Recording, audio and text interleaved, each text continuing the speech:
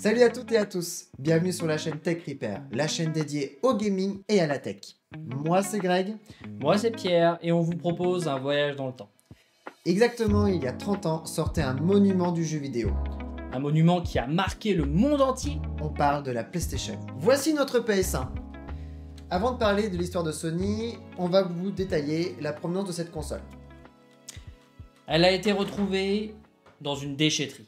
No, God! Dans une déchetterie! No, God, please, no! Bah oui, parce que au lieu de nous la confier pour qu'on la répare, ils ont préféré la jeter. Mais alors que nous on est des vrais passionnés, on aime les réparer vos consoles! Arrêtez de jeter vos consoles!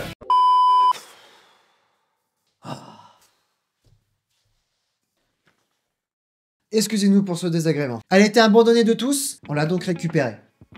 On l'a branchée, plein d'espoir, et là c'est le drame.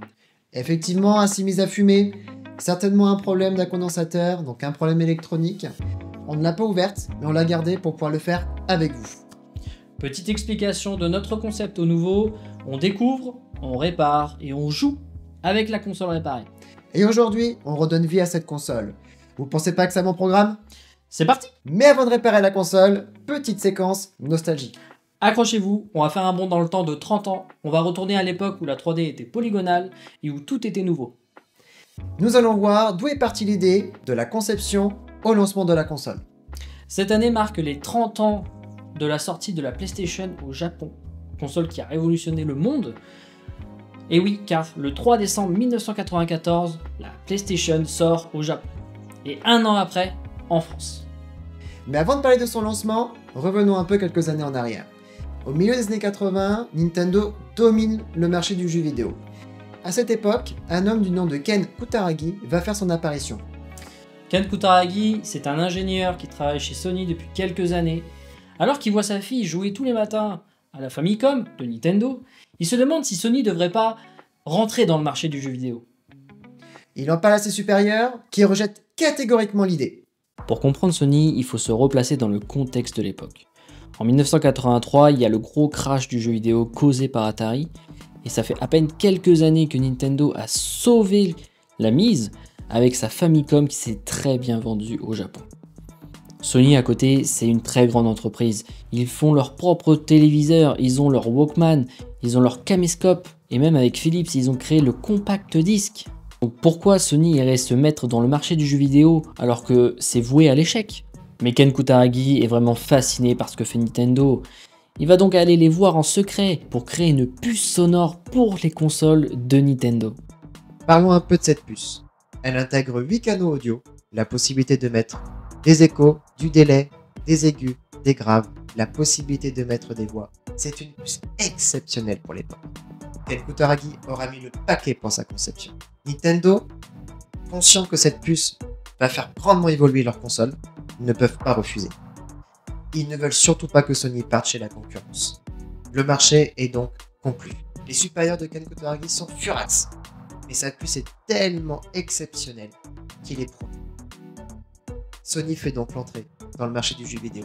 Quelques années plus tard, ils décident de refaire un partenariat avec Sony, car ils comprennent que Sony possède des technologies que Nintendo ne maîtrise pas.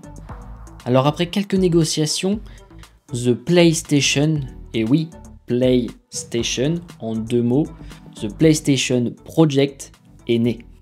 Cet accord permet à Sony de pouvoir faire un nouveau support pour la prochaine console de Nintendo, la Super NES, un support capable de lire les disques. Ce projet est complètement fou. Nintendo aurait accès à un CD-ROM. Ce qu'il faut comprendre, c'est qu'à l'époque, le karaoké étant très populaire au Japon, le CD-ROM permet d'afficher les sous-titres et de diffuser la musique. Ce serait vraiment donc tout bénef pour Nintendo d'avoir accès à ce dispositif.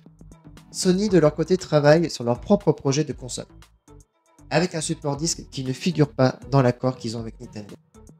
Si Nintendo l'apprend, ils ne seront pas très contents. Ils le font donc dans la discrétion la plus totale. Sony, pour le CES de 1991, décide de présenter leur console, mais tout ne se passe pas comme prévu. Sega et Nintendo présentent énormément de nouveautés qui éclipsent la PlayStation. L'arrivée de Sonic, qui devient très populaire, et Nintendo qui présente la Super Nintendo, qui a une panoplie de jeux incroyables. Mais ça ne s'arrête pas là. Hélas, non. Nintendo apprend l'existence de la PlayStation et de son lecteur Super Disc. Sony proclame partout qu'ils sont en partenariat avec Nintendo pour leur jeu Super NES. Hiroshi Yamauchi, le PDG de Nintendo, est furieux. Alors Nintendo décide de contre-attaquer et à toute vitesse ils vont passer un accord avec Philips, les grands rivales de Sony. Le jour suivant, Howard Lincoln monte sur scène et déclare « Nintendo travaille avec Philips et non pas avec Sony ». Oui, c'est de cet accord avec Philips que sont nés les atroces jeux Zelda sur la Philips CDI. C'est génial! Sony est trahi. C'est une humiliation. Après le CES, Sony garde le contact avec Nintendo. Ils essayent ensemble de réitérer l'accord pour faire un support pour la Super NES. Mais quelques mois plus tard, Ken Kutaragi et Sony retirent leur accord et la Super NES avec le support CD ne verra jamais le jour. En 1992, Sony organise une réunion avec le PDG. Il est clair que pour eux, il faut sortir du marché du jeu vidéo. Mais Ken Kutaragi ne s'avoue pas vaincu. Il dévoile un projet sur lequel il travaille depuis plusieurs mois. Un nouveau CD-ROM pouvant lire les jeux en 3D. Tout le monde est bluffé.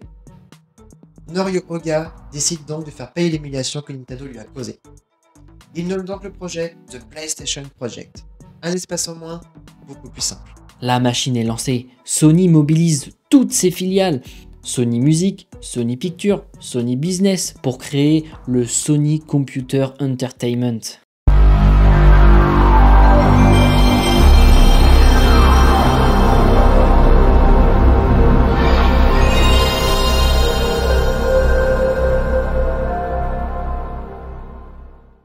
Ah, quel bonheur d'entendre ça, encore une fois!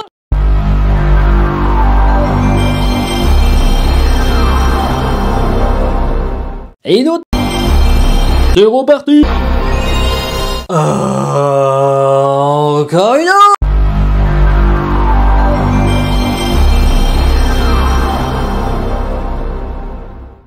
Je m'arrête. Sony a énormément de ressources, c'est comme s'ils venaient de regrouper les Avengers face à un ennemi commun, Nintendo. En 1993, Sony annonce qu'ils vont faire leur propre console.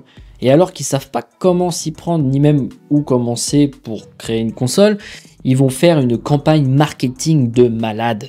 Ils vont d'abord faire beaucoup de démarchage, ils vont aller voir des éditeurs et des développeurs de jeux. Et à coup de gros chèques, ils vont convaincre des studios comme Namco, Konami ou même Square. Ils vont offrir beaucoup d'outils aux développeurs pour qu'ils puissent créer des jeux sur leur future console.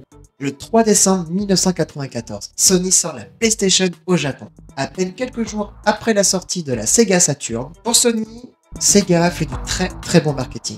Mais au niveau technologie, ils sont en dessous par rapport à ce que eux ils proposent. Et pour sûr, en quelques semaines, la PlayStation est la console la plus vendue au Japon.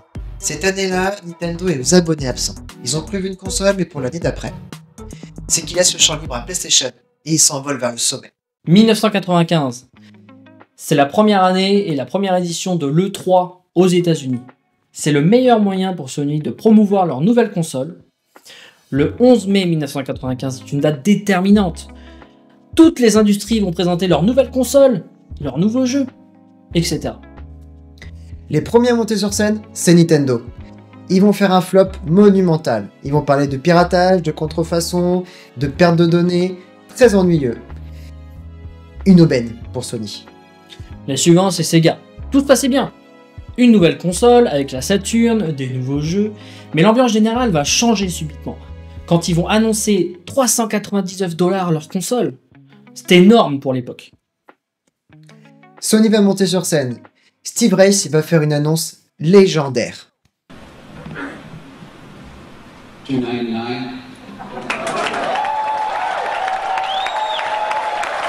Incroyable! 299 $, bien inférieur que celui de la Saturn. Ce moment restera gravé dans l'histoire du jeu vidéo et scellera la domination de PlayStation sur le marché du jeu vidéo. On se retrouve pour le démontage de la console. Donc là, on est en vue plongée. Ce qu'on peut remarquer déjà, c'est l'état général. Là, ce qu'on peut voir, c'est qu'elle est un peu sale. Bon, après, c'est normal, elle vient de déchetterie, donc elle a été dehors. Donc, voilà. La première chose à faire sur ce genre de console, c'est de tester les boutons pour savoir si ça fonctionne, parce que chez Sony, en tout cas sur la première PlayStation, il y a une maladie. Donc, je vais appuyer sur le bouton et on va voir après. Voilà, comme nous l'a présenté Greg, la maladie de la PlayStation, c'est que le bouton d'ouverture du clapet a tendance à se gripper par cause de saleté, par cause de poussière, et du coup, il ne revient pas en place. Le ressort ne fait plus son effet, et du coup, bah, quand vous essayez de refermer votre console, ça ne marche pas. Là, je vais faire une action, je vais un peu tapoter dessus pour essayer de le dégripper pour que ça puisse se refermer pour les bienfaits de la vidéo. Ne faites pas ça chez vous, ça abîme votre console.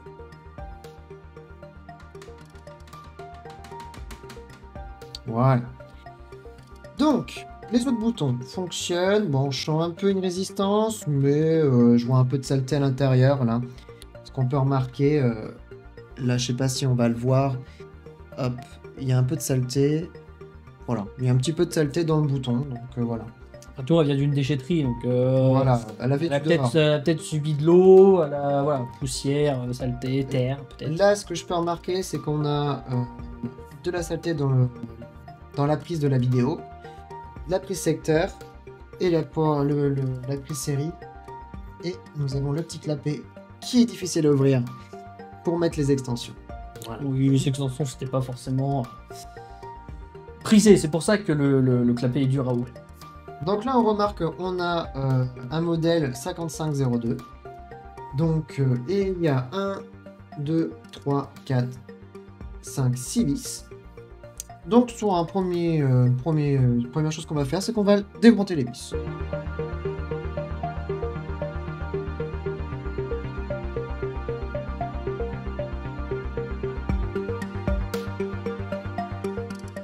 Donc voilà, donc là j'ai enlevé les vis. Il n'y a pas besoin d'avoir un modèle pour pouvoir garder les emplacements des vis parce que là c'est toutes les mêmes. Donc c'est toutes les mêmes au même endroit, donc il n'y a pas besoin de se prendre la tête. Très pratique. Donc là je vais ouvrir. C'est parti. Et on va voir l'étendue des dégâts. Hop là. Donc déjà, bon là ma foi, c'est plutôt en bon état. Il y a un peu de poussière, tout ça, donc ça va. Remarquez que les vis n'ont pas rouillé, que Non. bon, il y a quelques toiles d'araignée, mais ça va se nettoyer facilement. Ah, je vois déjà l'étendue du problème. Donc, là, on peut retrouver le lecteur CD, qui est ici, donc avec la lentille, le port des memory cards, qui est là, avec les branchements des manettes. On a le petit clapet. Et l'alimentation ici.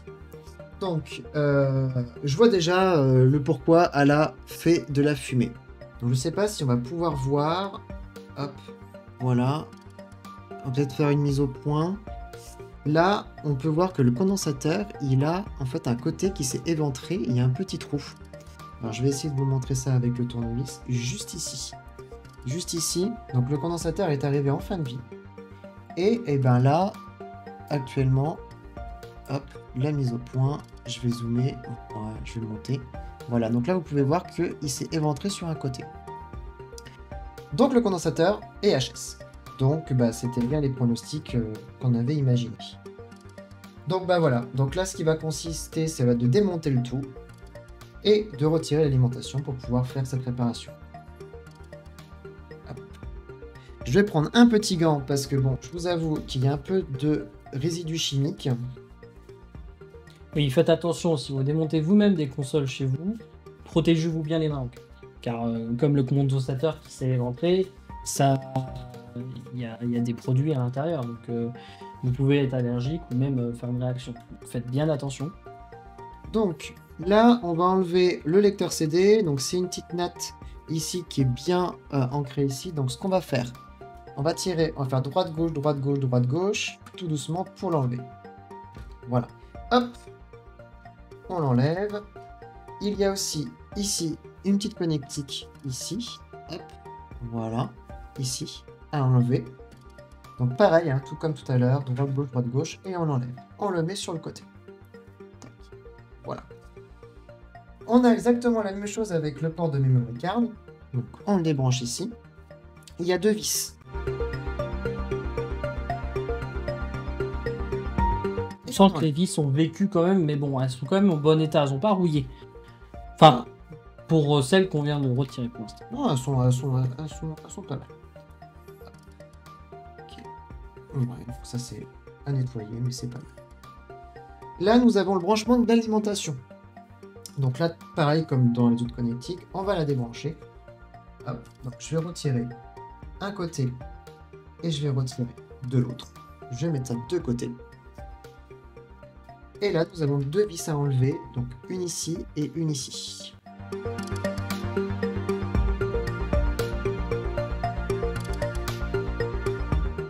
Donc là, on remarque les divers composants. Donc on retrouve fusibles, les varistances, les résistances. Voilà, c'est des termes peut-être un petit peu techniques, mais vous verrez, vous pourrez, je vous donnerai quelques détails. Voilà. Donc, dans l'ensemble, elle est plutôt en bon état. Il n'y a vraiment que ce condensateur qui a été touché. Donc ça mérite un bon nettoyage et un changement.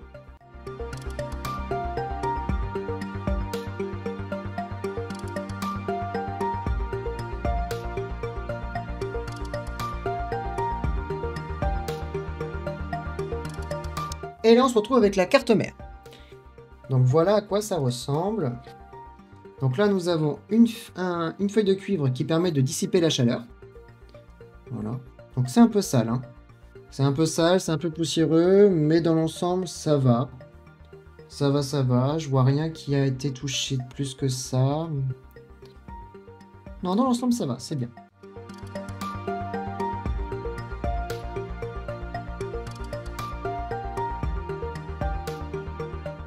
On soulève délicatement. Et voilà, et on sort la carte mère. On va la retourner. Hop. Je peux voir qu'elle a pris un peu l'eau. Comment tu vois ça, très cher Greg? Là, on voit un peu des coulées. Mais ça se voit peut-être pas à la caméra, mais il y a un peu des coulées jaunâtres. Donc elle a dû prendre un peu l'eau. Oui, on les voit. Donc du On le coup, voit, là aussi, il y a un peu d'eau là aussi, donc il faudrait bien nettoyer. Par chance, ça n'a pas l'air d'être oxydé. Donc on est plutôt sur une chose bien.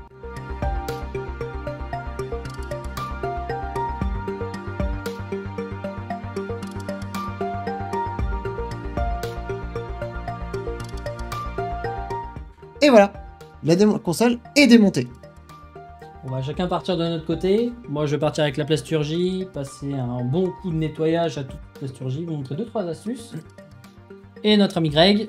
Et moi, je vais du coup m'atteler à ce condensateur ici, à changer et à vous donner quelques détails. Et si on voit que l'alimentation est bien touchée, on essaiera de trouver d'autres composants ou alors peut-être de la changer complètement. Voilà. Bon allez, commençons le nettoyage.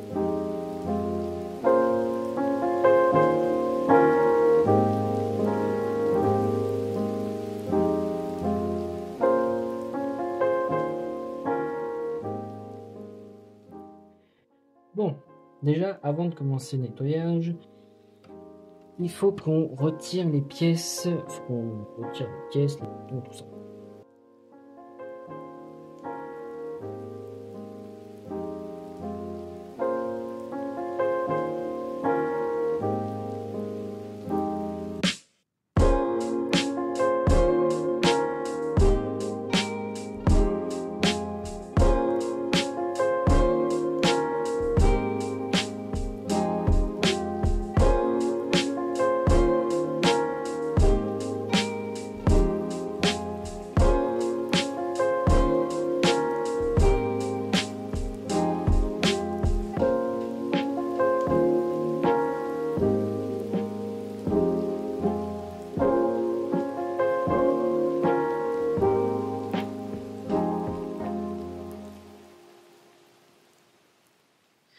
Et si on faisait un petit tour des objets qu'on va avoir besoin pour nettoyer cette console?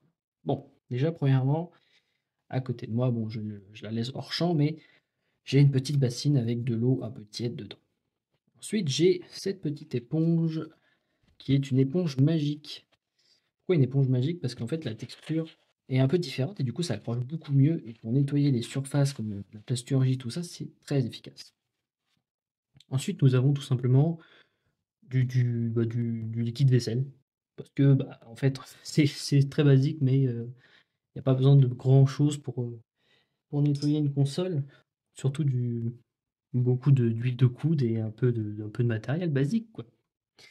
Et le petit ingrédient secret, une brosse à dents. Et ça, on va voir ça pourquoi maintenant. Parce que du coup, la brosse à dents va nous permettre d'aller dans des endroits qu'on ne peut pas forcément aller. Vous voyez ici, il y a plein de poussière, tout ça, hop. La brosse à dents, justement. Enfin, plein de poussière. Je m'entends, c'est la saleté.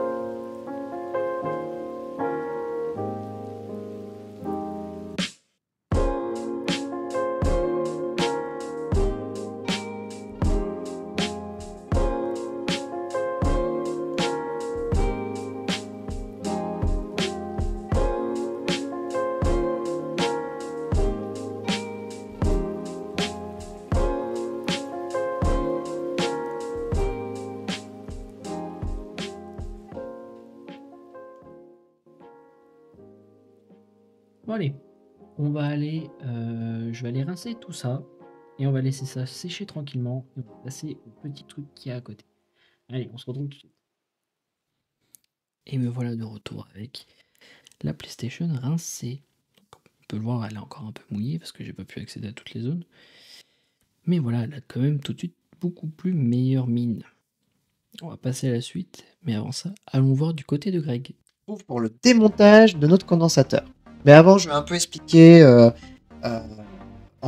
qu'est-ce qu'un condensateur, qu'est-ce qu'on voit ici, et voilà. Donc, pour commencer, je vais zoomer un petit peu. Voilà. Donc là, sur notre carte électronique, donc c'est une carte d'alimentation.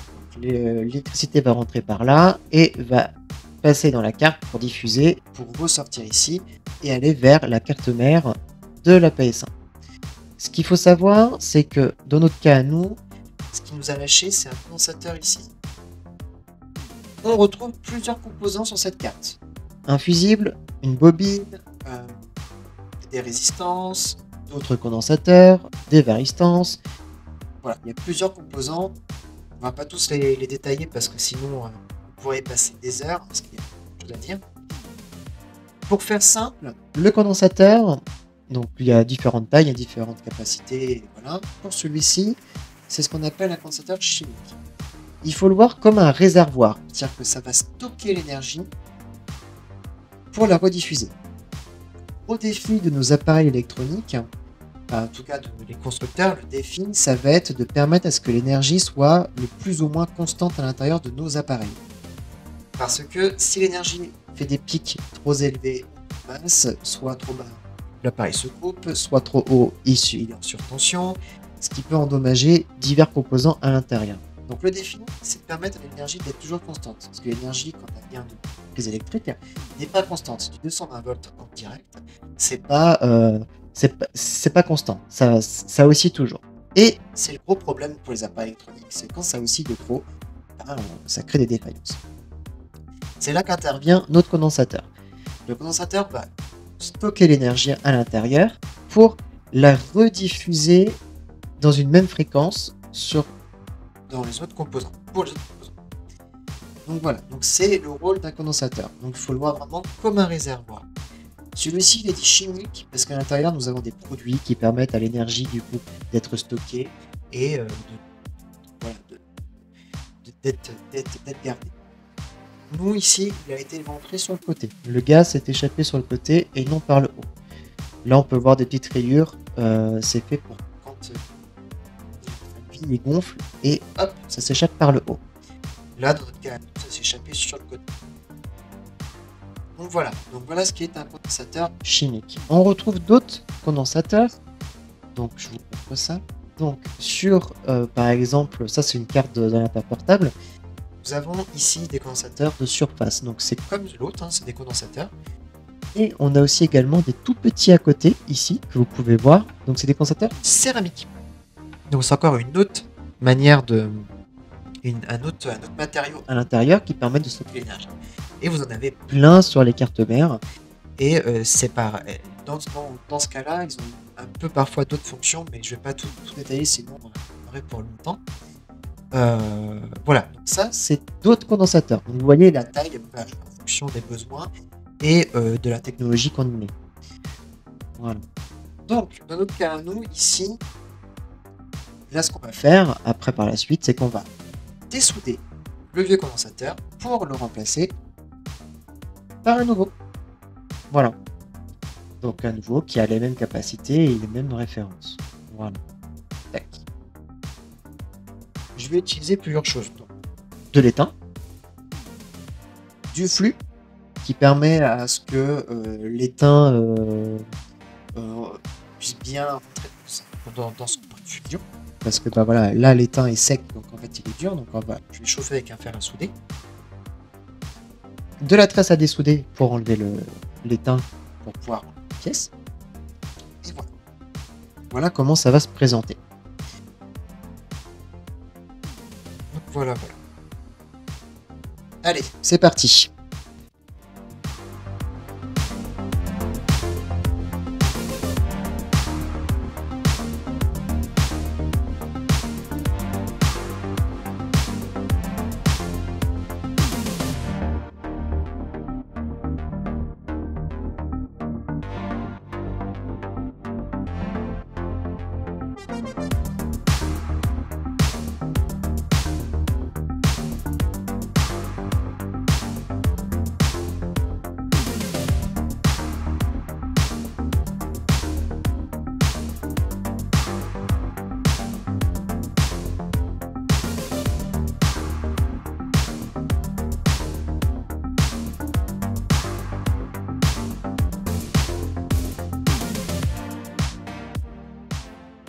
Et voilà.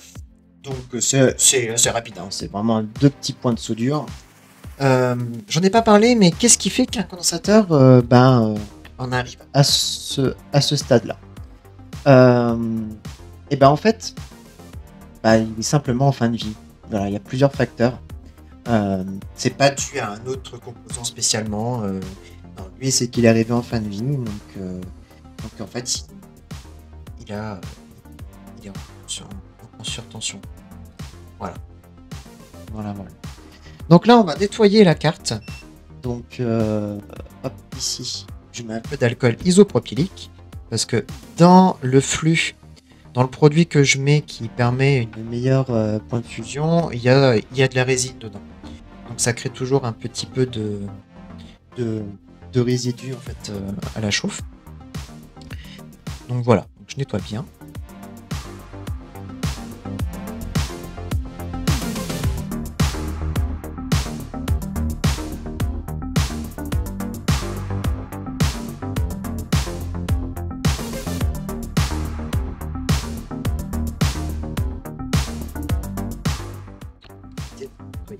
Donc c'est de l'alcool isopropylique, donc c'est de l'alcool qui est très volatile, donc qui va vite s'évaporer.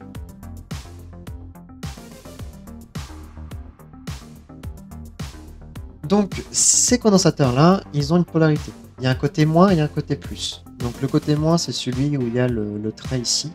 Ça signifie le côté moins. Là, bon, on a à peu près, ça va, il nous semble, sur la carte un plus et un moins. Donc voilà, ça va être facilement repérable pour mettre le doigt. Donc voilà. Voilà.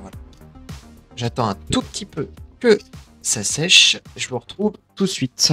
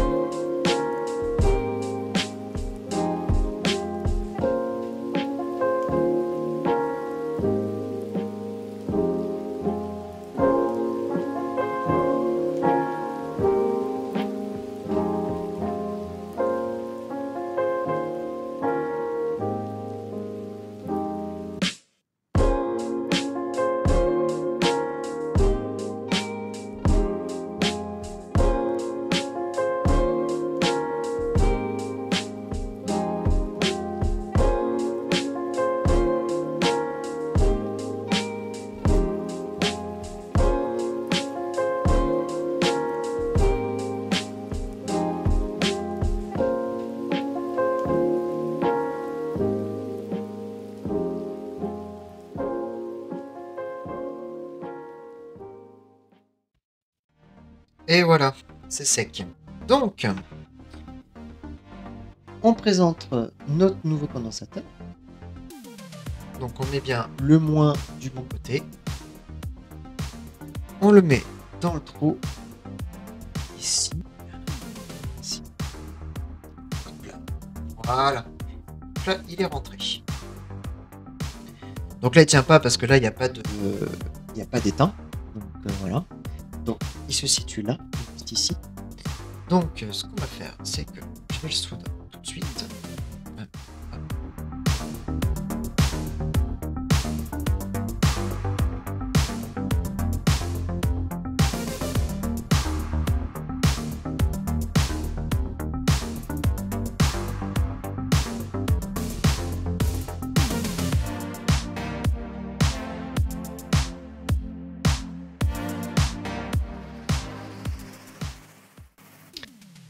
Et voilà, le nouveau condensateur est en place.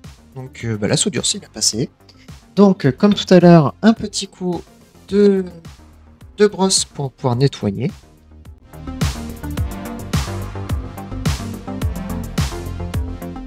Voilà. Donc ils sont ici. Juste là et là. Voilà. Donc comme on pouvait apprendre au collège, hein, on fait un petit cône. Donc là, tout est bon. Et maintenant, on va remonter la console. Donc, on va remonter la console. Je vais mettre de côté la carte mère. Je la récupérerai après. On va commencer par le dessus. Il y a une partie qui est un peu difficile. C'est les parties avec le ressort et tout ça. Donc, on va déjà mettre la partie ici. Donc cette partie-là qui va à droite. Donc elle a un petit piton là ici, un petit trou pour faire rentrer la partie du clapet ici. Donc hop, il se met comme ça. Tac. Voilà. Nous avons aussi la partie ici qui va venir se placer là, comme ça. Donc c'est la partie avec le petit écrou ici qui va venir en fait se mettre là comme ça et rouler. Donc voilà, hop. Et voilà, hop. On le met en place, mais avant de le mettre en place, on a un ressort à mettre. Donc on a ce ressort là. Tac. Donc ce ressort là, il vient comme ça. Hop, il vient en buter ici. Hop. Voilà. Et l'autre partie du ressort vient dans le couvercle ici. Dans le couvercle ici.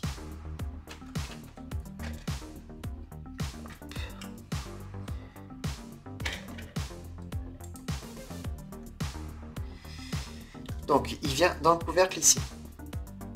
Donc ce qu'on va faire, c'est qu'on va déjà mettre le clapet. Donc on va le rentrer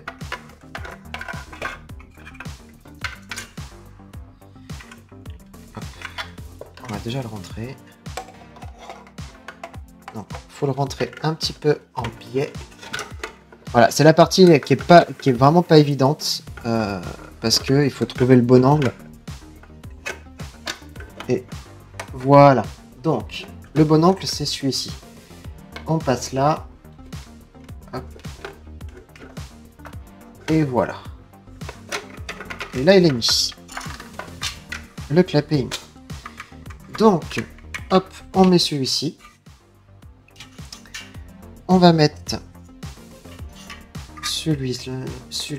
l'autre côté. Hop, avec le ressort qui vient embuter. On le coince dans la petite rainure ici.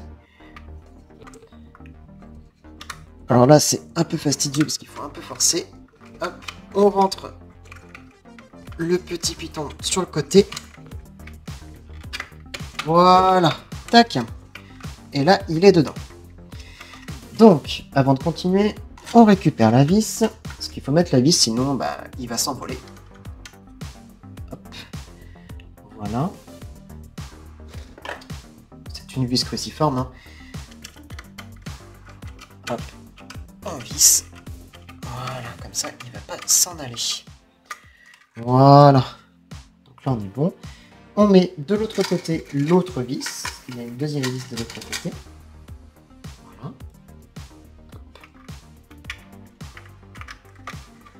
On visse ici. Voilà. Tac. Et voilà. Hop. Donc là, on peut voir. Hop, je zoome un petit peu. Je vous montre un peu plus près. Donc, voilà. Donc là, il est bien mis. Hop. Le clapet, il s'ouvre bien. Voilà. Tac. Voilà. Donc déjà, ça, première partie de faite. Alors moi, ce que j'aime bien faire avec les PS1, parce que souvent le problème du clapet, c'est l'ouverture. Donc moi, ce que je fais, c'est que je mets un peu de W40. J'en mets un petit peu sur certains endroits. Donc, déjà,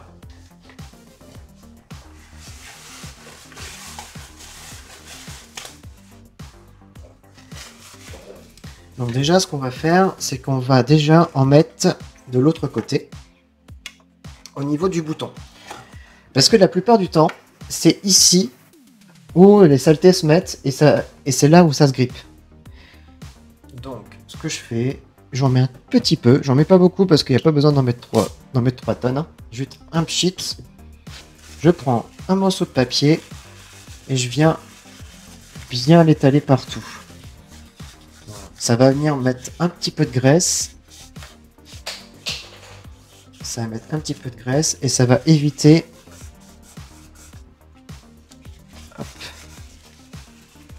que ça se grippe. Un coup cela fait, je prends mon bouton. Enfin, je prends pas mon bouton. Je retourne. Hop, je récupère.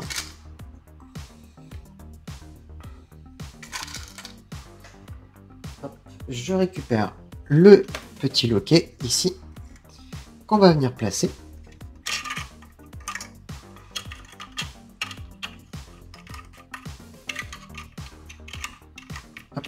Voilà, donc il vient se placer ici, avec le petit crochet là, il vient se placer là.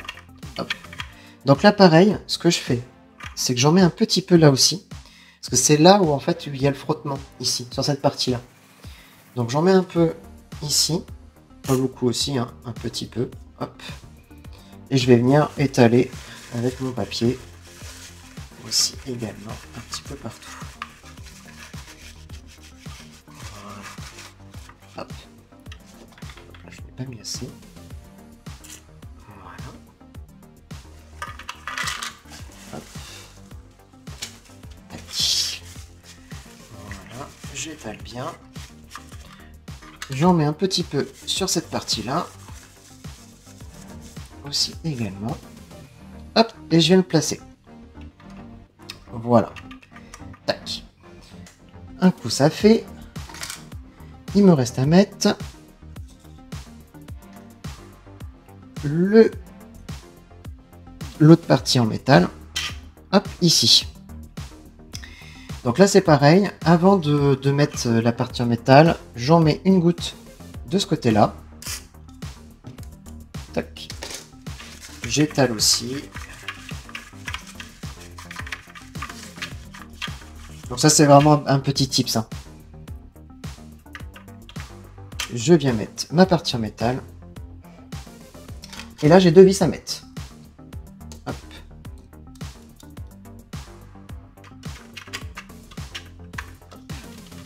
Je visse. Tac. Et de l'autre côté.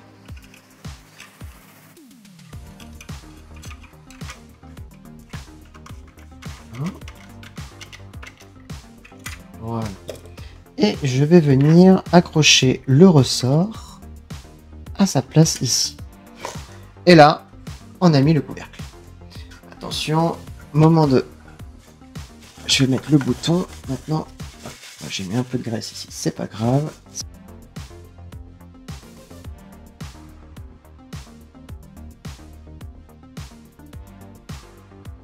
Super. Ce que j'aime bien faire aussi, c'est j'en rajoute une petite goutte aussi au niveau de l'écrou ici. Parce que bon, des fois, avec le temps, il y a des petites choses qui se mettent dedans. Hop.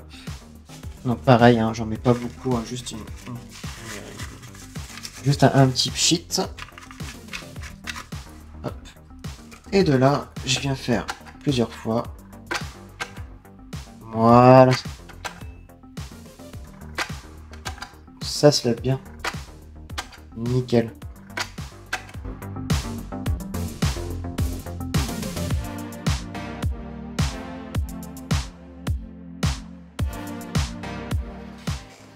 Maintenant, il nous reste à mettre les autres boutons. Donc le bouton reset. Tac. Tac. Parfait. Il nous reste le bouton power. Donc là, on n'oublie pas le petit ressort ici, hop, qui va là. On le met dans le bon sens. Tac. Et voilà. Et donc là, on a fait le dessus. Donc, on va mettre la grille. Voilà. On récupère notre carte d'alimentation qu'on a soudée un peu plus tôt. On la présente. Et on la met. Hop, voilà. Donc là, il n'y a que 2 vis à mettre, donc ici et ici.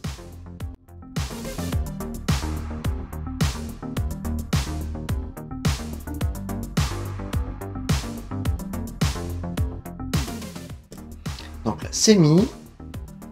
Maintenant, on va pouvoir présenter la carte mère.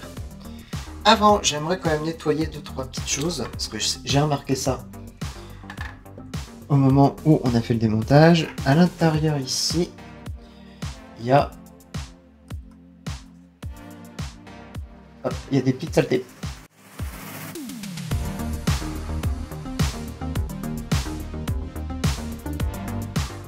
Et voilà.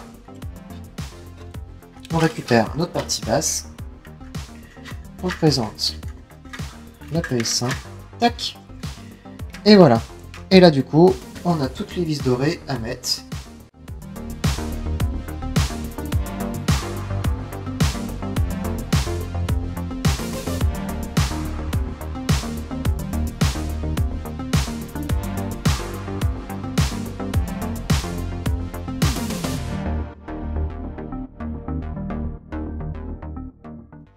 Hop là, j'étais un peu vite en besogne. On récupère le port manette et carte mémoire. On vient le clipper dans son emplacement. Donc là, ici, hop, on vient le mettre dans son emplacement. Il n'y a pas besoin de forcer. Ça rentre tout seul. Et voilà. Hop. C'est d'abord la plasturgie en métal qui vient se placer.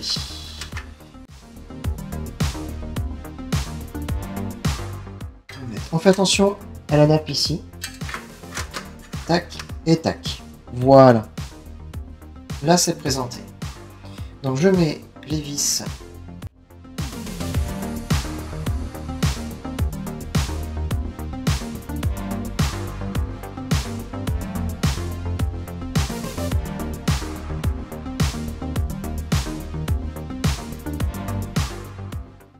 Et maintenant, je peux brancher mes connectiques. Donc la connectique du port manette, hop, clap, on le met.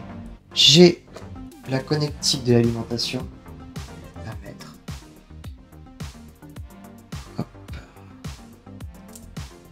Donc.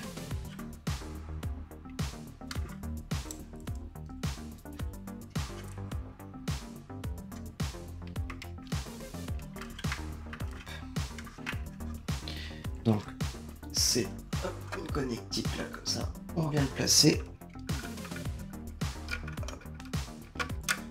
Tac, et on vient l'appliquer. Tac. Voilà. Et maintenant, il me reste à mettre le lecteur. Donc, avant de le mettre, ce qu'on va faire, on va regarder s'il n'y a pas un peu de poussière à l'intérieur. Donc, on va l'ouvrir.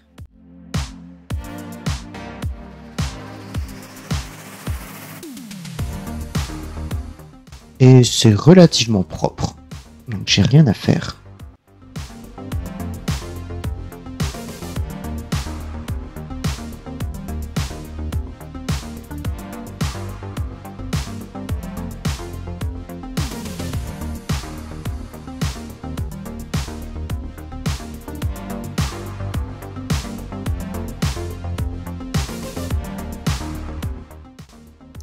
Voilà.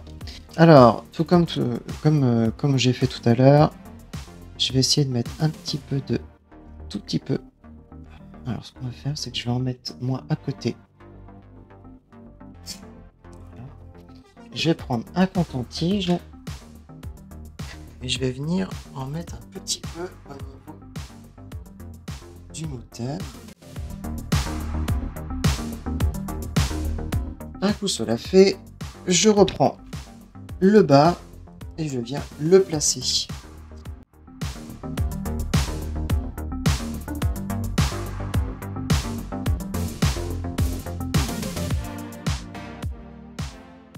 Hop, je viens présenter la nappe dans son emplacement ici de sa connectique. J'y vais tout doux. Hop, voilà. Et j'ai la petite connectique ici à mettre aussi en place. Tac. Et voilà.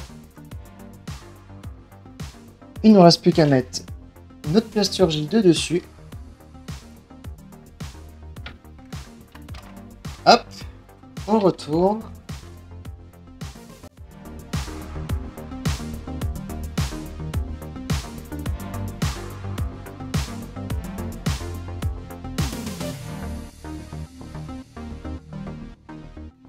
Et voilà, la console est remontée. Et tout fonctionne super bien. Donc le problème du clavier est résolu. On se retrouve pour la phase de test. Et maintenant, on teste la console. C'est parti. Ah, réaction. Ah. Ouais. Alors jusque-là, Elle s'allume. elle s'allume. Elle s'allume et on peut remarquer qu'elle ne prend pas feu. Petit écran de la suite. On va voir si le jeu se commence à lance. se lire. On va voir.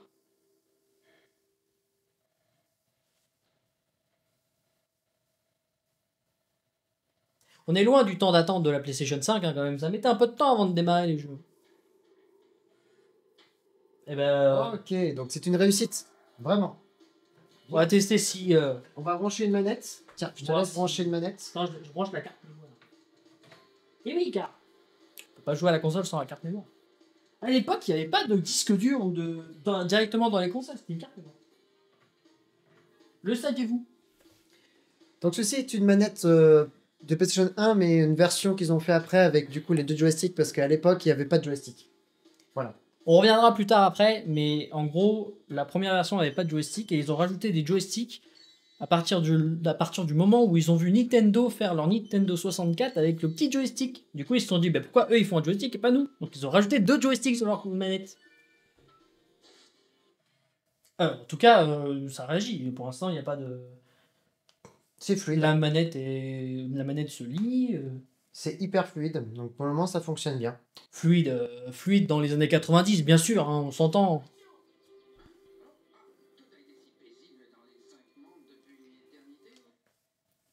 Ok. Maintenant, on va se poser pour jouer.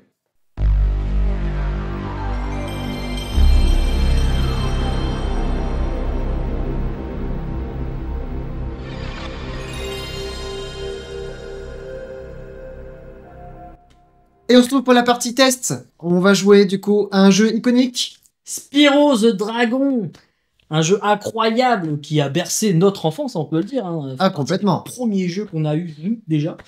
Complètement. Et, qui restera à jamais. D'ailleurs, qui a été refait il y a pas très longtemps sur PlayStation 4. Ouais. Et du coup, là, vous allez voir la version normale, la première version. On vous laisse profiter de l'intro. Exactement. Profitez un petit peu. Faudra qu'on chauffe la manette à un moment donné, parce que c'est-à-dire que jouer à la console sans la manette, Voilà. c'est plus compliqué. Première observation, en fait, c'est un jeu qui se joue au joystick. On peut utiliser le joystick pour cette version-là du jeu. Donc voilà, c'est bon à savoir. Mais j'avoue que c'est assez galère. Hein. En vrai, comment dire, la vue, par contre, la vue, c'est une caméra qui suit toute seule. Eh ben, pas vraiment, jeune ami. Ah non, R1 et L1. my bad. Non, L2 et R2. L2 et R2, Parce pardon. que L1 et R1, ça fait la petite roulade. Voilà. Justement. Hop. Et attendez, parce que Parce que là, on est de ma mémoire assez troublée que Oui, il y a Voilà. un petit passage derrière qui se voyait il y pas. a une cachette quand tu cherches les joyaux manquants et que tu trouves pas la cachette. Alors attendez, par contre, La caméra avec R2 et L2, je peux vous assurer que l'habitude que ça soit le stick droit, là, en vrai, je galère depuis tout à l'heure. J'appuie dessus, je tourne le joystick, hein. Je le tourne depuis tout à l'heure pour essayer de tourner la caméra et ça marche pas. Mais bon, voilà, ça fait partie des habitudes à avoir sur ce jeu. c'est vraiment très sympa Oh, comment t'as passé. Ouais, j'ai passé. Osnin, il a même pas pu parler, c'est ça son nom? J'ai pas regardé.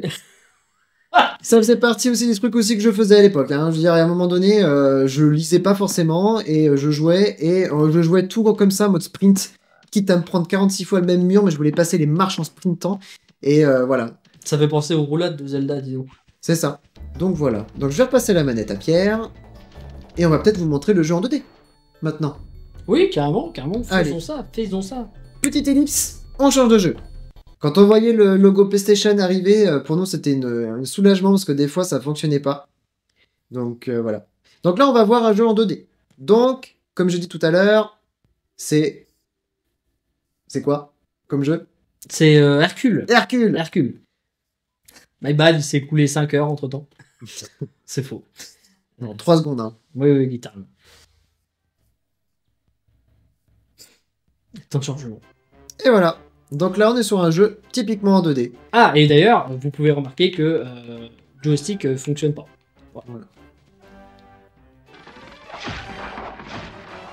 Voilà, donc là Pierre, Là, je prend cher. prends la max, pas de soucis. Donc là il va mourir. Dans le tutoriel. Et Voilà. voilà, c'est la... C'est la déchéance. C'est le... Oh. Les amis, c'est la fin de la vidéo. On espère qu'elle vous aura plu. Nous, on s'est éclaté à la faire. N'hésitez pas à activer la cloche pour voir nos prochaines vidéos, liker et commenter. Ça fait toujours plaisir de vous lire et surtout, on aimerait beaucoup que vous interagissiez avec nous. Sur ce, on vous donne rendez-vous pour la prochaine vidéo. À bientôt.